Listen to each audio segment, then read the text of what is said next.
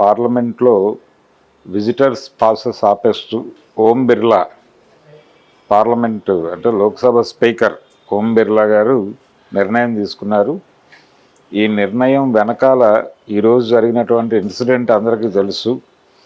అంటే నల్ల చట్టాలను రద్దు చేయండి అని చెప్పి డిమాండ్ చేస్తూ ఒక వ్యక్తి విజిటర్స్ గ్యాలరీలో నుంచి సభలోకి దూకినటువంటి ఎపిసోడ్ కలకలం సృష్టించింది. దాదాపు ఎంపీలందరూ బయటికి పరుగులు తీశారు, ఏదో జరుగుతోంది ఇక్కడ అని. అలాగే స్మోక్ బాంబ్స్ లాంటివి వాడినట్లుగా ఒక ఇంప్రెషన్ కలిగించారు. దీంతో చాలా భయపడ్డారు, ఏదో జరుగుతోంది అని. అంటే బూటుల్లో పెట్టుకుని తీసుకెళ్లారు లోపలికి అనేది లభిస్తున్నటువంటి సమాచారం.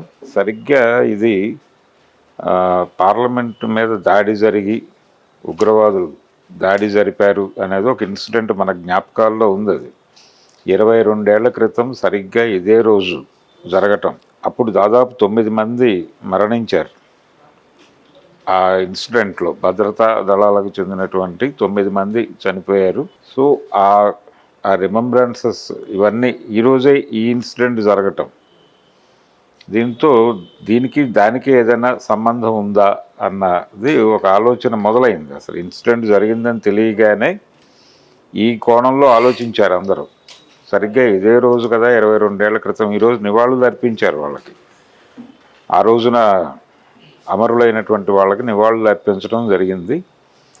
ఈ క్రమంలో దీని వెనక ఎవరున్నారు అనేది చాలా క్యూరియాసిటీ మొదలైంది. అయితే ఎంపీలు నల్ల చట్టాలను రద్దు చేయండి అని వాళ్ళు నినాదాలు చేస్తూ వచ్చారు సభలోకి అన్నట్టుగా చెప్పినటువంటి మాట విన్న తర్వాత మళ్ళీ ఒక్కసారి ఎవరై ఉంటారు అనేటువంటి వైపు ఆలోచించారు అందరూ.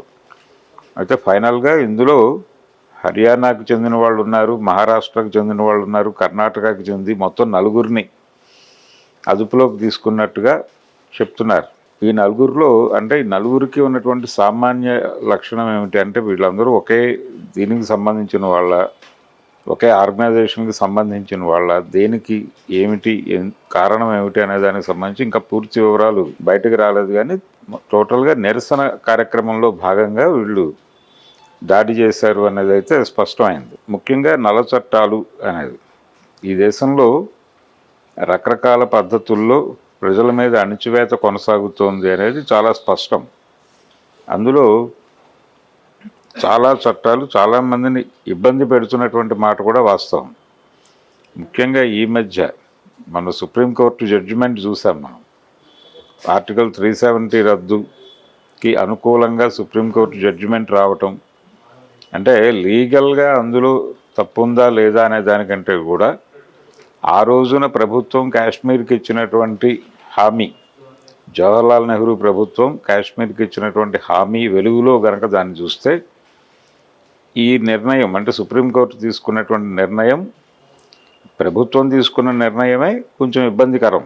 ఆ నిర్ణయం మీద కోర్టుకు వెళ్ళిన వాళ్ళకి సుప్రీంకోర్టు నుంచి ప్రభుత్వ అనుకూల తీర్పు రావటం అనేది ఇంకొంచెం ఇబ్బంది పెట్టింది. ఆ కేసులు వేసిన వాళ్ళందరికీ ఇది కోర్టు మీద చాలా ఆశలతో వెళ్ళారు వాళ్ళు. తీరా అది అలా జరిగింది. అంటే వాళ్ళకు వ్యతిరేకమైనటువంటి తీర్పు, ప్రభుత్వానికి అనుకూలమైనటువంటి తీర్పు వచ్చింది. ఇలా ఈ దేశంలో నల్ల చట్టాలు అనేది రకరకాల పద్ధతుల్లో ఉన్న నిర్బంధాన్ని ప్రయోగించడానికి ఇప్పుడు ఉపా యాక్ట్ చాలామందిని అరెస్ట్ చేసి జైల్లో పెడుతున్నారు. ఎవరి మీదైనా ఆ కేసులు పెడుతున్నారు. ఎన్ఐఏ దాడులు చాలా విస్తృతంగా జరుగుతున్నాయి. అంటే రాజకీయంగా ప్రత్యర్థులు ఆల్టర్నేటివ్ ఆలోచన విధానంతో ఉన్నారు అని అనిపించిన ప్రతి ఆర్గనైజేషన్ మీద ఈ దాడులు జరుగుతున్నాయి. చాలామంది ఈ ఉపా యాక్ట్ కింద లోపల ఉన్నారు. గతంలో టాడా యాక్ట్ చూసాం, పోటా యాక్ట్ చూసాం. ఇదే క్రమంలో ఇప్పుడు ఈ నిర్బంధాన్ని ప్రయోగించడం కోసం చట్టాన్ని ఆశ్రయించడం అనేది ఎప్పుడూ ఉంది.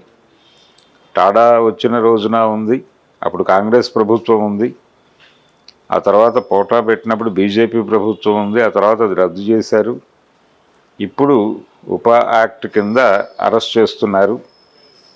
చాలామంది అంటే బెయిల్స్ కూడా లేకుండా సాయిబాబా లాంటి వాడు ఆయన ఎటు కదలలేడు.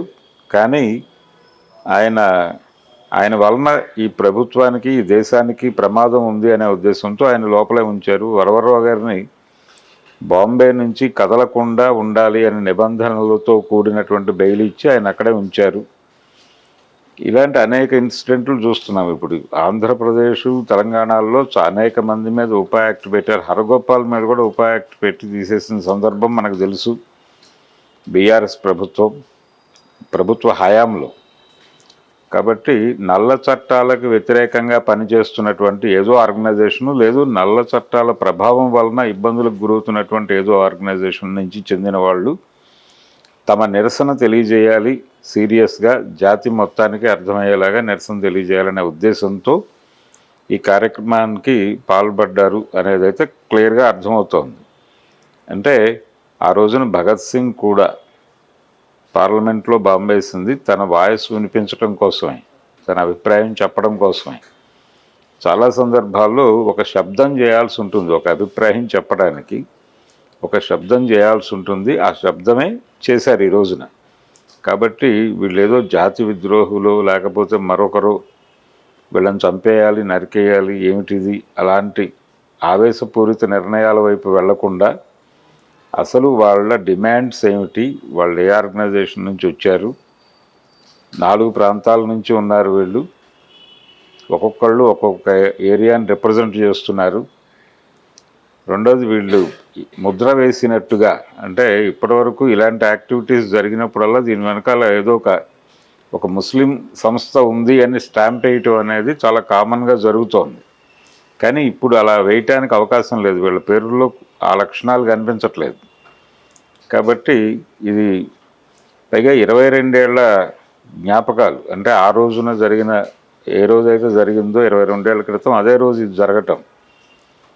ఆ రోజున ఏ సంస్థ అయితే దానికి బాధ్యత వహించిందో అదే సంస్థ తాలూకా వ్యక్తుల అనే పద్ధతిలో మొదట ఆలోచన నడిచినప్పటికీ ఆ పరిస్థితి కనిపించడం లేదు.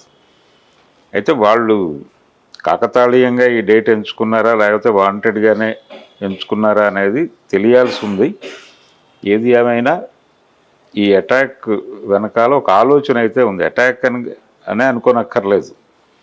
నిరసన తెలియజేయటానికి ఒక రూపంగా వాళ్ళు దీన్ని ఎంచుకున్నారు అనేది అయితే అర్థమవుతోంది.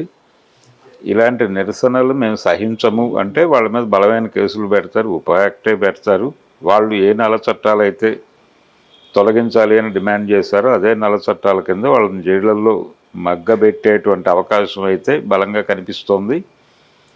ఏది ఏమైనా వాళ్ళు నిరసనకారులా లేకపోతే విధ్వంసకారుల అనేది ఒక పరిశోధన జరగవలసినటువంటి అవసరం అయితే ఉంది. ఓపెన్గా తొందరపడే ఉగ్రవాదులను, తీవ్రవాదులను ముద్ర వేయటం కరెక్ట్ కాదు.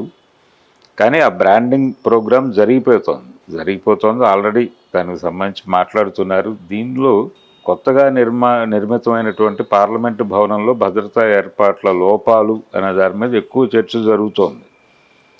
అంత ఈజీగా లోపలికి వాళ్ళు ఎలా తీసుకెళ్ళగలిగారు, అవి వాళ్ళు తీసుకెళ్ళినటువంటి ఆయుధాలు ఎలా వెళ్ళినాయి, వాళ్ళు బూట్లలో పెట్టుకుని వెళ్ళారు అని చెప్తున్నారు. కానీ దాన్ని కూడా చెక్ చేస్తారు కదా, చాలా థరవ్ చెక్స్ తర్వాతే లోపలికి వెళ్తారు.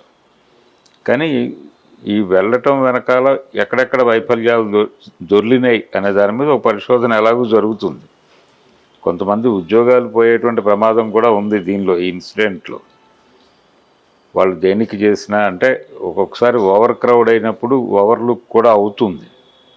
ఏదేమైనా ఇప్పుడు ప్రస్తుతం స్పీకర్ గారు అయితే విజిటర్స్ నాట్ అలౌడ్ అనేసి క్లోజ్ చేసేయండి కొంతకాలం పాటు అని అయితే క్లియర్గా ఆయన చెప్పేశాడు, ప్రకటించాడు. అఖిలపక్ష సమావేశం జరుగుతోంది ఇప్పుడు. పార్లమెంటు భద్రతా వ్యవహారాల గురించి ఒక రివ్యూ చేసేటువంటి ప్రయత్నం జరుగుతోంది. నిజానికి బీజేపీ ప్రభుత్వం అఖిలపక్షం వేయటం అనేది చాలా గొప్ప విషయం. ఆ సమావేశం నిర్వహించాలని అనుకోవడం చాలా గొప్ప విషయం. అంటే ఏం జరిగినా ఏదో ఒక ఏకవాక్య తీర్మానంతో దాన్ని పక్కన పెట్టేసి తమ పద్ధతిలో తాము కొనసాగటం అనేది బీజేపీ స్టైల్. కేంద్ర ప్రభుత్వం మొదటి నుంచి అనుసరిస్తున్నటువంటి పద్ధతి ఇదే. అసలు ఏ విషయం మీద అయినా ఎవరికీ మాట్లాడే అవకాశం లేదు, మేము మాత్రమే అభిప్రాయం చెప్పాలి అన్న ధోరణిలో కేంద్ర ప్రభుత్వం వ్యవహరిస్తుంది, మోడీ గారి ప్రభుత్వం. కానీ ఈసారి ఈ ఇన్సిడెంట్లో, ఈ పార్లమెంట్లో దాడి అని చెప్తున్నారు, ఒక నిరసన తెలియజేసేటువంటి ప్రయత్నంగా మాత్రమే చూస్తే దీని గురించి ఇక్కడ భద్రతా వ్యవస్థ లోపాలు ఇవన్నీ కనిపించవచ్చు, కానీ దీన్ని నిరసన కార్యక్రమంగానే చూద్దాం. ఈ నిరసన కార్యక్రమం వ్యవహారం మీద అన్ని పార్టీలని కూర్చోబెట్టి మాట్లాడే ప్రయత్నం చేయటం అనేది ఇంకా ప్రజాస్వామ్యం మీద ఎంతో కొంత నమ్మకం ఉంది వీళ్ళకి అని అయితే అనిపిస్తుంది. చూద్దాం ఏ నిర్ణయం తీసుకుంటారు, అలాగే వీళ్ళు ఏ ఆర్గనైజేషన్కి రిప్రజెంట్ చేస్తున్నారు, అసలు ఈ కార్యక్రమం, ఈ నిరసన వెనకాల వాళ్ళని హర్ట్ చేసినటువంటి అంశాలు ఏమిటి, ఏ నల్ల చట్టాలను వ్యతిరేకిస్తూ వాళ్ళు ఈ దాడికి వచ్చారు, వాళ్ళు అసలు టోటల్గా ఏం చెప్పదలుచుకున్నారు ఈ సమాజానికి. వాళ్ళు కేవలం పార్లమెంట్కి మాత్రమే కాదు, ఈ శబ్దం ద్వారా చాలా విషయాలు ప్రపంచానికి తెలియజేయాలని అనుకున్నారు. కాబట్టి అవి ఏమిటి అనేది బహుశా కోర్టులో ప్రొడ్యూస్ చేసిన తర్వాత ఒక స్టేట్మెంట్ రూపంలో చెప్పచ్చు. జనరల్గా ఇలాంటివి జరిగినప్పుడు కోర్టులోనే చెప్తారు, కోర్టుకే నివేదిస్తారు తామేమిటి, ఎందుకు చేయాల్సి వచ్చింది ఇలాంటివి. కాబట్టి టోటల్ విషయాలు రావడానికి బహుశా ఇంకొద్ది రేపు ఎల్లుండి జరగచ్చు, చూద్దాం. ఏదేమైనా ఒక రిమార్కబుల్, అంత ధైర్యం చేయటం అనేది మామూలు విషయం కాదు. అంత సాహసోపేత నిర్ణయం తీసుకుని దాన్ని అమలు చేసి విజయవంతంగా, అంటే ఒక రకంగా సక్సెస్ సాధించినట్టు, వాళ్ళు శబ్దం పుట్టించారు. అయితే దాని ఇంపాక్ట్ ఏమిటి, దానికి సంబంధించిన ప్రకటనలు, వాళ్ళ అభిప్రాయాలు బయటకు వస్తే తప్ప నిజంగానే ఇంత సాహసం చేయదగ్గ అంశాలు ఉన్నాయా దీని వెనకాల అనేది అయితే తెలుసుకోవాల్సి ఉంది.